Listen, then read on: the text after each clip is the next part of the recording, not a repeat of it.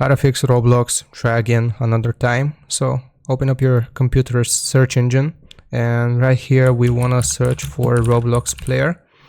So after we have located the app, simply right click on it and click on open file location. So this will give us the Roblox player. Right click on the Roblox player and go to properties. So from the properties tab we want to click on general, and right here where the name is located we want to just press on it and type 1, so it's Roblox player 1.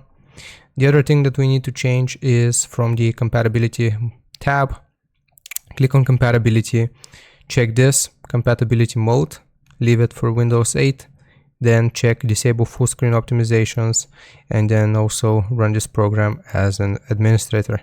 So after you have checked these three options, you want to click on OK, and this will hopefully fix your issue. Hope this helps. Don't forget to like and sub. I'll see you next time.